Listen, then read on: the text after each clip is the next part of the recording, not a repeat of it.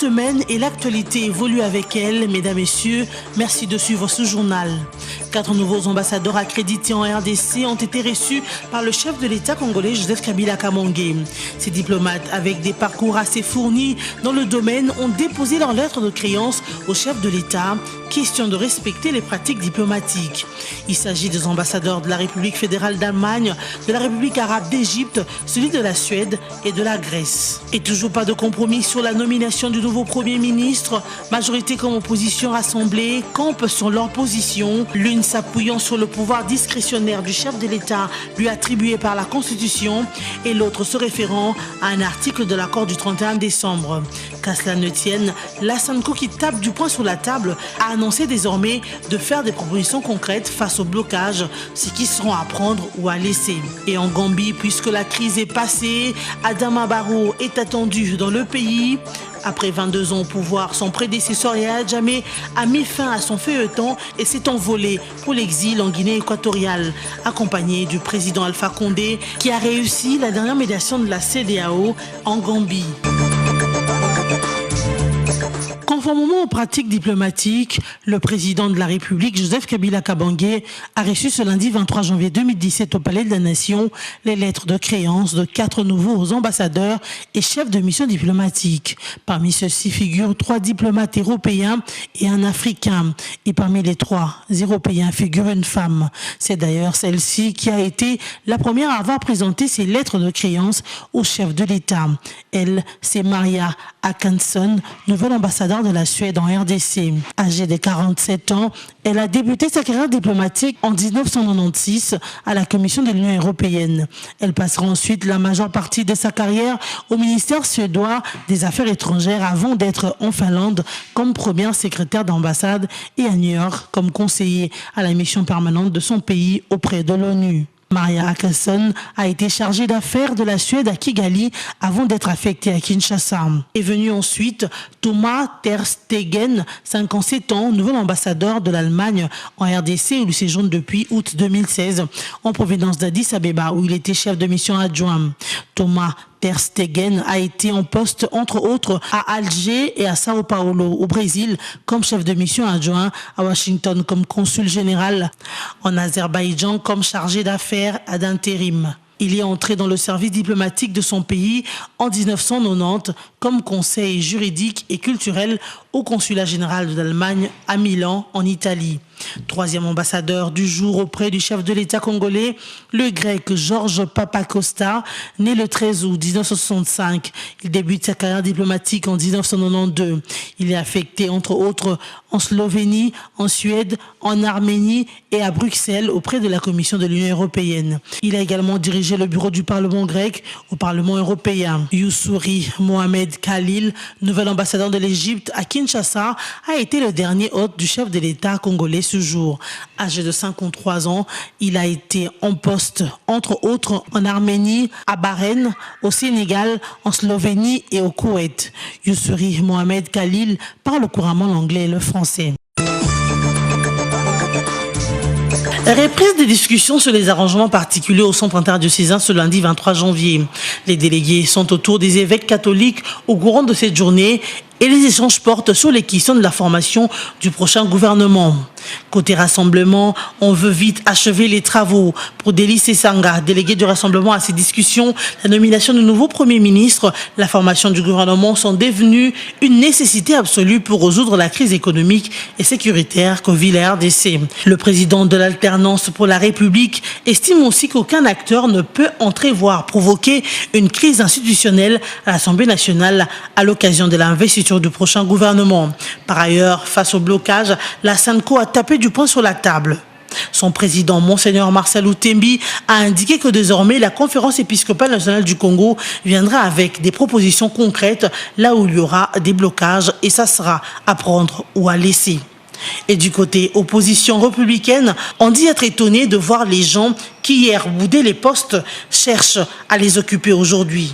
Selon le sénateur Mukunda Bonza, les véritables discussions se font entre la MP et le Rassemblement, comme à Ibiza, Monaco et Venise. Car, dit-il, la société civile, l'opposition républicaine et le Front pour le respect de la Constitution ne sont pas bien représentés.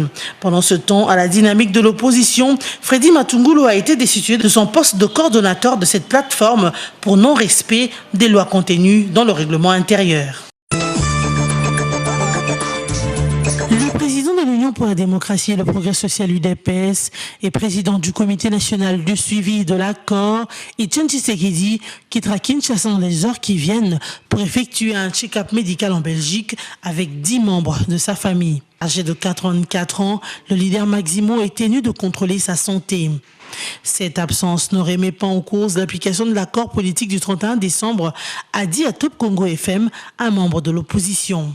Rentré à Kinshasa le 27 juillet pour quelques semaines, Etienne Tshisekedi n'est pas rentré en Belgique depuis, où il séjournait depuis plus d'un an pour des raisons de santé.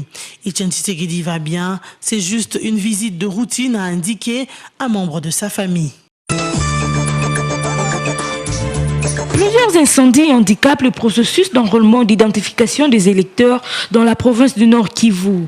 C'est ce qu'a déploré la représentation provinciale de la Commission électorale nationale indépendante. Parmi les incidents signalés par la CENI figure le vol du kit d'enrôlement et d'identification des électeurs dans la nuit de vendredi à samedi dernier par des hommes armés au centre de l'Epetambi dans les territoires de Massissi. Pour rappel, les opérations d'enrôlement ont été suspendues à Mangourou-Jipa dans le territoire de Lubero par des Maïmaï qui, selon eux, empêchaient les rebelles hutus-rwandais de s'enrôler.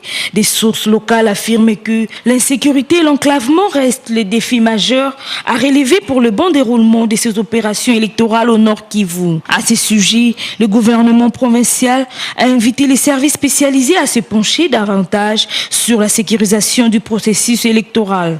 L'appel a été lancé à l'issue de la réunion du comité provincial de sécurité présidé par le gouverneur de province, Julien Paluku, le vendredi 20 janvier à Goma.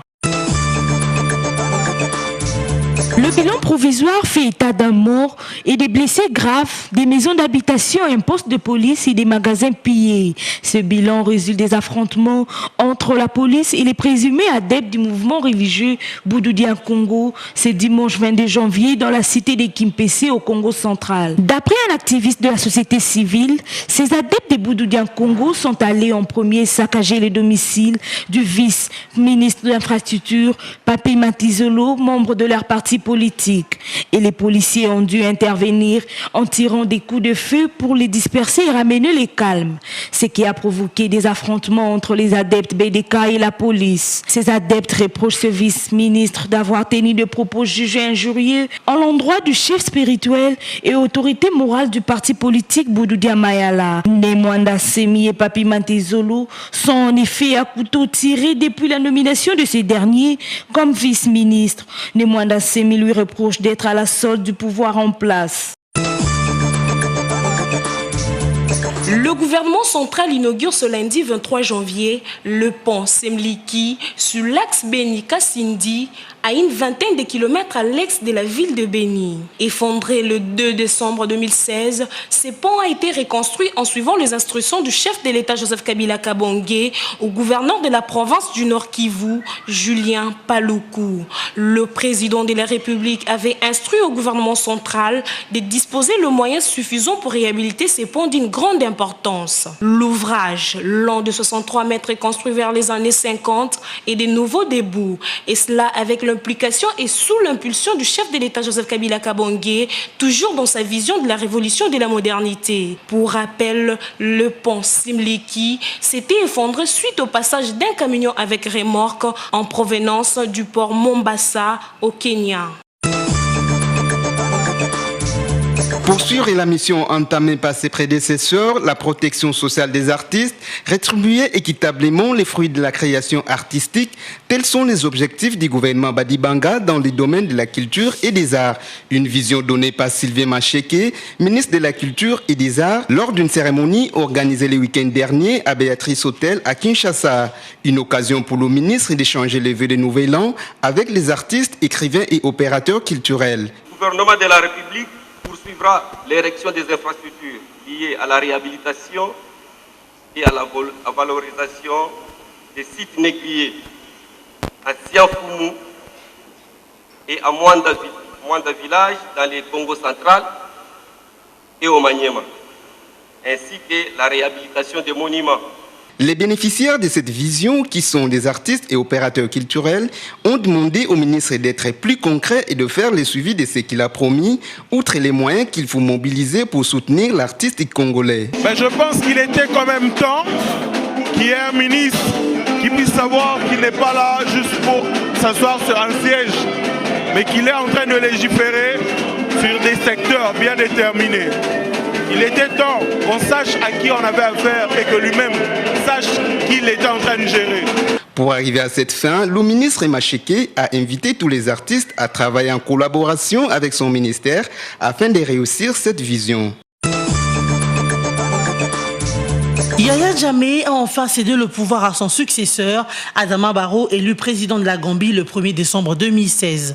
Après 6 semaines de crise politique, l'ex-président gambien a quitté la capitale Banjul samedi soir dans un avion privé pour l'exil en Guinée équatoriale en transitant par la Guinée-Conakry. Un dernier adieu en brandissant le Coran face à quelques supporters présents sur le tarmac de l'aéroport de Banjul. Mettant ainsi fin à un feuilleton qui aura duré plusieurs semaines, Yaya Jammeh a décollé avec le président guinéen Alpha Condé qui a réussi la dernière médiation de la communauté économique des États de l'Afrique de l'Ouest, CEDEAO. Cette dernière qui menaçait d'intervenir militairement pour qu'Adama Barrow prenne ses fonctions. Barrow, qui avait prêté serment depuis le Sénégal le 19 janvier, devrait prochainement regagner la Gambie. Dans une déclaration lue en son nom, Yaya Jammeh a souhaité bon vent à son successeur. Soulignant que le départ de Yaya Jammeh de la Gambie a suscité des manifestations de joie chez la population de Banjul qui se déclare libre.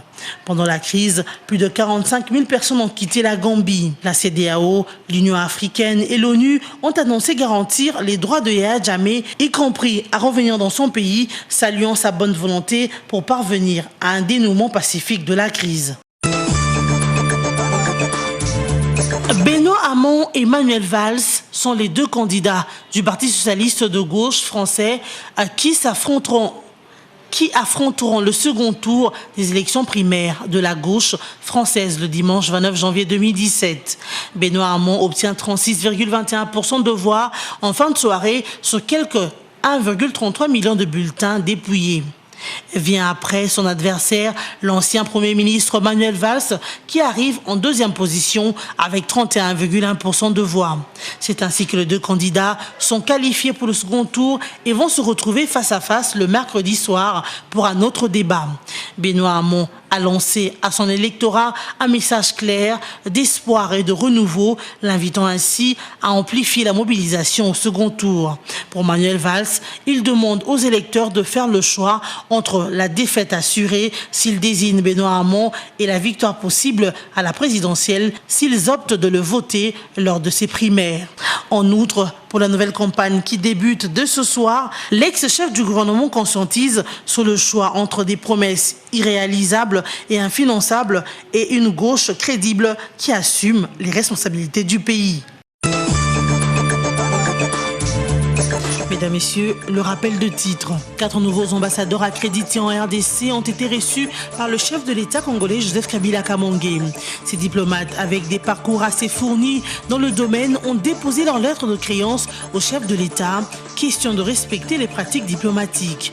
Il s'agit des ambassadeurs de la République fédérale d'Allemagne, de la République arabe d'Égypte, celui de la Suède et de la Grèce. Et toujours pas de compromis sur la nomination du nouveau Premier ministre. Majorité comme opposition rassemblée campent sur leur position, l'une s'appuyant sur le pouvoir discrétionnaire du chef de l'État lui attribué par la Constitution et l'autre se référant à un article de l'accord du 31 décembre. Qu'à cela ne tienne, la Sanko qui tape du poing sur la table a annoncé désormais de faire des propositions concrètes face au blocage, ce qui seront à prendre ou à laisser. Et en Gambie, puisque la crise est passée, Adama Barrow est attendu dans le pays.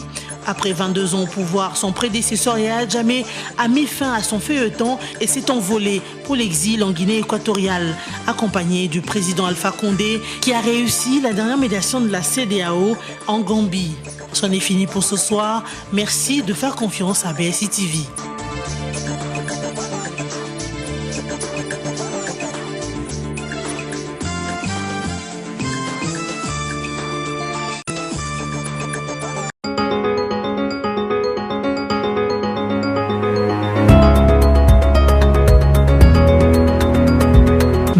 Semaine à tous et merci de nous choisir pour suivre le condensé des journaux et médias en ligne. Nous ouvrons avec la prospérité qui s'interroge et s'exclame, qui bloque l'accord du 131 de Cézanne, RDC, majorité, rassemblement, joue au ping-pong. Les deux blocs continuent curieusement à se tirailler dans des discussions et échanges de paroles acérés à l'infini. Si bien qu'à ce stade, au regard du jeu de ping-pong auquel ils semblent manifestement se livrer, rien ne présage l'avènement d'une issue rapide. Au fond, la majorité brandit l'argument du respect absolu de la Constitution en ce qui concerne précisément le pouvoir discrétionnaire du chef de l'État en matière de nomination d'un Premier ministre. Alors que le Rassemblement rétorque à son tour en évoquant une des dispositions de l'accord du 31 décembre qui dit, faut-il le rappeler, que le Premier ministre sera issu de l'opposition Rassemblement. Du coup, le juridisme s'invite et avec lui tout le retard déplorable que l'on pourrait enregistrer.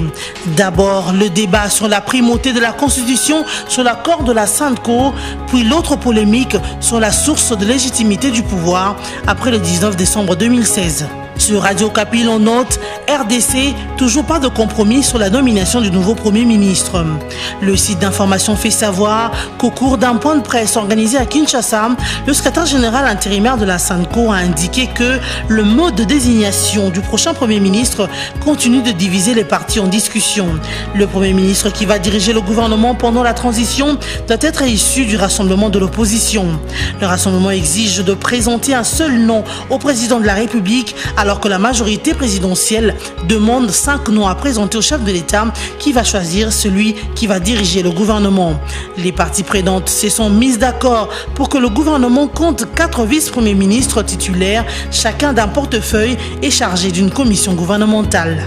Président du comité national de suivi de l'accord, Etienne Tshisekedi sera notifié ce jeudi, écrit Forum de Zas. Le journal rapporte que hier dimanche 22 janvier, les parties prenantes aux négociations ont adopté 5 de 9 points du chronogramme de la mise en œuvre du compromis politique de la Saint-Sylvestre, notamment la date de la signature de l'arrangement particulier fixée à samedi 28 janvier, ainsi que celle de l'installation du comité national de suivi et de la notification, le 26 janvier d'Etienne Tshisekedi. Les délégués aux discussions se sont mis également d'accord sur la mesure de redynamisation de la commission électorale nationale indépendante, mais également du renouvellement du Conseil supérieur de l'audiovisuel et de la communication CESAC. Cependant, le mode de désignation du Premier ministre, la formation du gouvernement, la publication du gouvernement et l'investiture du gouvernement sont les 4 points sur lesquels les divergences persistent et devront faire l'objet des discussions ce lundi 23 janvier sous la modération de la SANCO. Et l'agence congolaise de presse s'intéresse aux à côté de la CAN Gabon 2017 et fait savoir que le trophée FANCAF remporté par le groupe d'animation de la RDC a été présenté au ministre de Sport à OIM.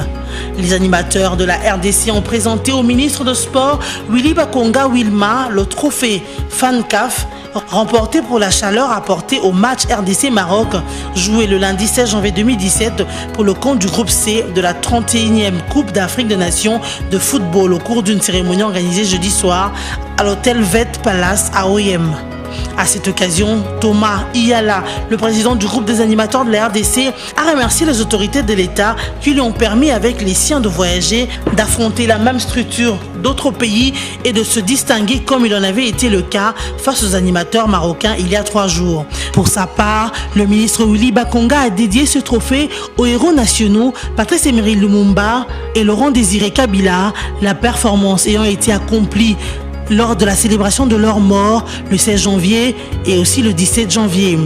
Bon signal dans la mesure où, avec l'appui dont bénéficie le Léopard de la part de la population de la RDC tout entière, rien ne pourra les arrêter jusqu'au sacre final, a-t-il conclu. Pour rappel, le groupe d'animation de la RDC s'était adjugé 2 trophées de la meilleure animation lors de la 30e Coupe d'Afrique des Nations qui s'était déroulée en Guinée équatoriale en 2015. Ainsi s'achève cette revue de presse. Merci de votre attention.